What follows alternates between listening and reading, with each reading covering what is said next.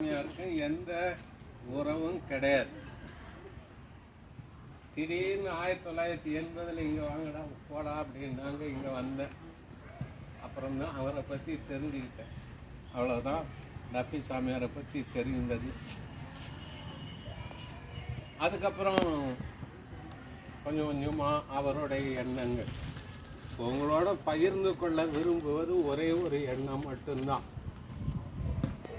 மற்றவர்கள் அவர்களுடைய அனுபவத்தை சொன்னாங்க. நான் சொல்ல விரும்புகிறது டப்பி சாமியாருடைய எண்ண ஓட்டம்.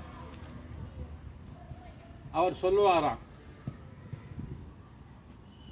மாசம் கூலி ஆட்களுக்கு 3 கூலி கொடுக்கணுமா. அது என்ன 3 கூலி அப்படின்னு கேட்டப்போ அவர் சொல்லிட்டு போயிடுவார், இதை கட்டு அதை கட்டுன்னு. அவங்க கட்டிக்கிட்டு இருப்பாங்களாம். அவருடைய பிளானுக்கு சுத்தமாக ஒத்து வராது. அதனால முழுசாக இடிக்க சொல்லுவாராம். திருப்பி 3வது தன்னுடைய விருப்பப்படி கட்ட சொல்லுவாராம். ஆக முதல்ல கட்டினதுக்கு ஒரு கூலி, உடைக்கிறதுக்கு ஒரு கூலி, திரும்ப கட்டுறதுக்கு இன்னொரு கூலி.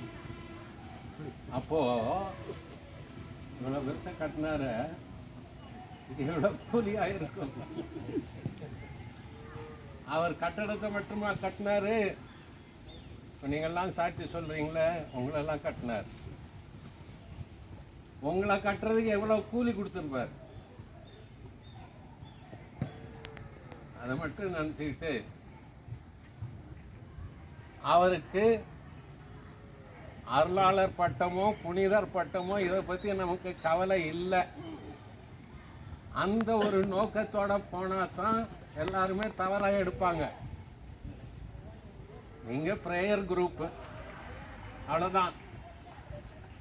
ஏன் இவங்க வரல, ஏன் இவங்கெல்லாம் சேரல, இதெல்லாம் தேவையில்லாதது. அதாவது நம்ம கட்டுறதை அவர் உடைப்பார். உடைச்சிட்டு வித்தியாசமாக கட்ட வைப்பார். அதனால கூலிக்காக நம்ம கட்டிக்கிட்டே இருப்போம்.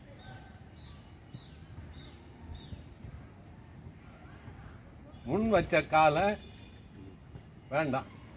ஆகவே எந்த நிலையிலும் அவருக்காக மனதார பாடுபடுவோம். அவரால் பலன் அடைஞ்சது பெருசே கிடையாது. அவரால் பலன் அடைஞ்சது பெருசே கிடையாது. அவருக்காக நான் பணி செய்வதுதான் என்னுடைய உரிமை, கடமை, வாழ்வு. இதில் அனைவரும் இணைந்து செயல்படுவோம் என்று கூறி வாழ்த்து கூறி முடித்துக் கொள்கிறேன். நன்றி, வணக்கம். நன்றி. Very good. 3 கட்டு